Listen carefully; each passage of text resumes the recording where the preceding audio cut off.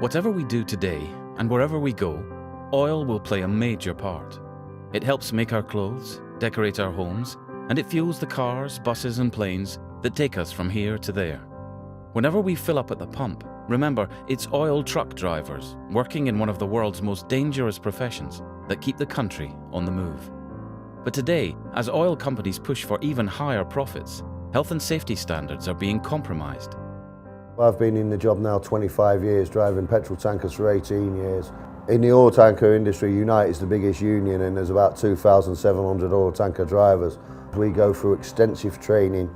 We're constantly monitored by our companies and our health and safety teams and our trainers. Driving on the public highway nowadays, they're not getting any quieter. There's more and more vehicles. Everybody seems to be in a rush. Just driving in general is a very dangerous job on its own.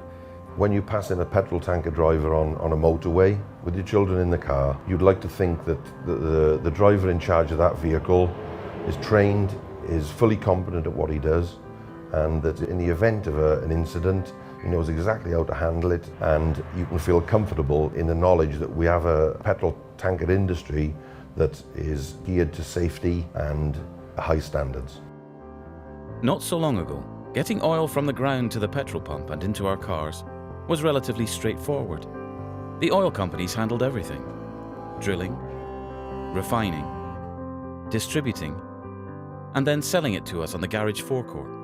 But these days, seeking greater profits, they've pulled out of the distribution and retail end of the market. So where once we bought our fuel from BP, Texaco or Shell, today we buy it from the supermarket. Distribution is now handled by contractors, all competing on price, as the oil companies squeeze even higher margins from the process.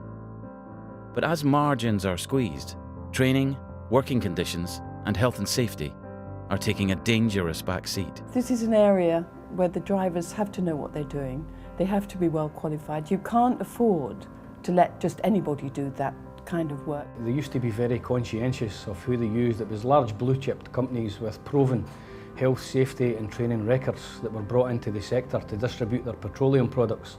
They no longer seem to be as conscientious because there's cost savings out there. We're seeing colleagues made redundant throughout the whole sector, and then 2-3 months later you've got a contractor popping up out of nowhere delivering product on half the rates of pay that the mainline drivers are on. This squeeze has other effects too. Drivers are now spending longer on the road, further raising the risk of accidents. The contracting process has created a beat-the-clock culture. Drivers are pushed to go faster and cut corners when delivering and offloading fuel. This is putting the drivers and public at risk. Wages are also being eroded, and pensions shifted from final salary to defined benefit contributions. This is not about our pay. This is about having a safe, trained, environment, experienced workforce driving these vehicles. Oil companies and those they award the contracts to for distributing oil and fuel have a duty to maintain the safety levels of their operations, especially given the profits being earned. I think the key problem is that standards should be bettered and not made worse. They certainly should be on a par with countries like the Netherlands and Germany, where the training is much more comprehensive, where drivers learn to be able to diagnose problems. There's a certain amount about vehicle maintenance, legislation, all these aspects which are covered to an extent here, but they need to be bettered. If this decline in safety standards is allowed to continue, it will be too late for talking. We will be faced with major fatalities of drivers and members of the public. An example of that would be the Buncefield oil storage terminal, where there was a release of vapour from a storage tank which ignited. There was a series of explosions. The whole area had to be evacuated, and it caused absolute pandemonium. We cannot wait while oil companies, distributors, retailers and politicians drag their heels. It's time for positive action. Unite the Union is pushing for an industry-wide forum.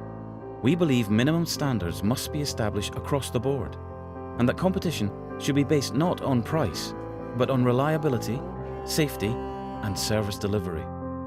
We've written to the oil companies, we've written to the retailers. We want a passport control where it's monitored by the government. We would like the end to a petrol tanker driver having 7 or 8 different pensions. What we want is a negotiated settlement. If you want to make sure that our roads, garage forecourts and communities are protected, then you can help. The general public can do a great deal to support the campaign, to shout about the situation, to make politicians and other people aware of the dangers that we all face and the worries we all have. Tanker drivers off this country, we've got our backs to the wall, nowhere to turn, and the message is quite simple and quite clear. Enough's enough. Support our campaign at unitetheunion.org/enoughisenough and help establish the standards needed to ensure oil truck drivers can continue to keep the country moving in the safest possible way.